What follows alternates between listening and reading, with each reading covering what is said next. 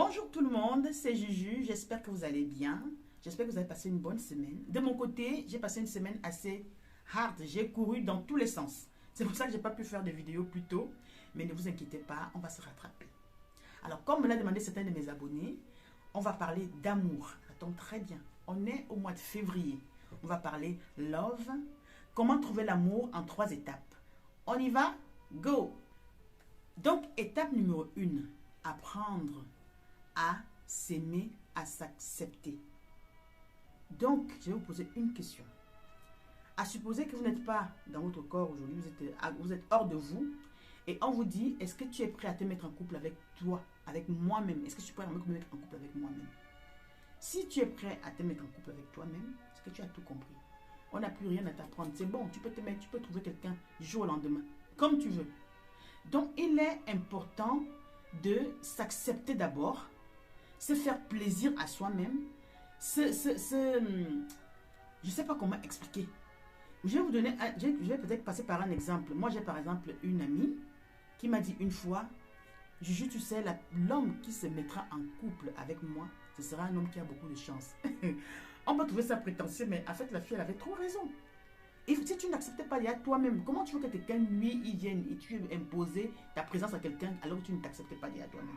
Donc, il est important de déjà faire ce travail-là sur soi, ce travail d'acceptation, peu importe qu'on soit gros, qu'on soit mince, qu'on soit grand ou petit ou n'importe comment, il faut apprendre à s'accepter. Comme je vous dis toujours, on a tous de la valeur, on a tous quelque chose. On a tous quelque chose en nous qui peut rayonner. Donc du coup, il faut d'abord s'accepter d'abord soi-même, avoir l'acceptation de soi d'abord pour pouvoir attirer l'autre. Donc voilà donc pour ce qui est de l'étape numéro 1. Donc passons à l'étape numéro 2. Il faut identifier ses attentes. Que voulons-nous? Qu'attendons-nous de l'autre? Quel type de personne voulons-nous? Quel type de compagne, quel type de compagnon voulons-nous? Vous savez, il y a des gens qui veulent... Il y a des gens qui aiment le célibat, hein. Il y a des gens qui aiment la liberté. Il y a des gens qui aiment vraiment la vie de couple, de cocon familial. Donc, selon vos attentes, il faut savoir trouver la personne, il faut identifier la personne qui peut combler ces attentes-là. Donc, du coup, si vous avez, par exemple, vous avez besoin de liberté, vous êtes quelqu'un qui aime voyager, qui aime faire la fête et tout, il est vraiment, vous ne pouvez pas aller chercher un homme qui va vous empêcher de sortir. Vous pouvez avoir même un homme casanier, mais qui vous donne cette liberté-là de pouvoir voyager, de pouvoir sortir. Mais si vous trouvez en l'autre ce côté-là qui est vraiment le genre possessif, qui ne peut pas vous laisser vous épanouir ou sortir sans lui, vous ne pouvez pas choisir ce genre de compagnon ou de compagne-là. Donc ça fait donc que savoir identifier la personne, le type de personne qu'on veut, c'est important. Il y a des personnes qui veulent une figure paternelle, quelqu'un qui va vous entourer vraiment du côté de la chaleur, quelqu'un d'attentionné, quelqu'un qui sera toujours là pour vous, des trucs comme ça. Mais il y a d'autres personnes qui vont chercher, les gens qui vont les booster, les personnes qui peuvent les porter. Donc, il est vraiment important d'identifier cette personne-là qui correspond à vos attentes. Mais aussi, il faut être, non seulement qu'il faut être préparé, savoir que ce que nous attendons d'un compagnon ou d'une compagne, mais en plus de cela, il faut être prêt aussi à se mettre en couple. Parce que se mettre en couple avec quelqu'un, ce n'est pas un jeu d'enfant. Hein. C'est pas un jeu d'enfant, c'est pas pour rien qu'on attend d'avoir l'âge pour le faire.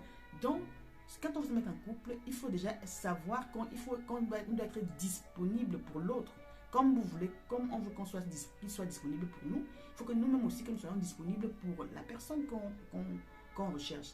Donc, il faut donc être sûr déjà d'être prêt à se mettre en couple avant de se lancer en fait dans cette histoire. Donc, voilà pour ce qui est donc de l'étape numéro 2. Alors, pour ce qui est de l'étape numéro 3, je vais vous demander de croire en la vie. Croyez en la vie, croyons en la vie. Croyons au destin. Chacun a un destin bien précis. Il faut croire en la vie, croire en son destin. Donc, il est nécessaire de méditer, de prier, de vivre vivre sa vie au quotidien. Et puis parfois, il faut même vivre comme si on avait déjà obtenu ce qu'on voulait. C'est-à-dire qu'on ne va pas rester à la maison, cloîtré, être malheureux parce que on attend que l'homme ou la femme de notre vie. Non, il faut aller la chercher, cette personne-là. Il faut dire qu'on y croit, il faut qu'on sorte, aller trouver des amis, aller voir des amis, sortez ensemble, faites des rencontres, allez prendre un pot avec quelqu'un, retrouvez votre famille, vos frères, vos sœurs. Soyez vraiment dans le bonheur total, dans la joie. Il faut cultiver ce bonheur-là. Cultiver vraiment à être toujours dans la joie, c'est important. Il faut croire en la vie, comme je dis.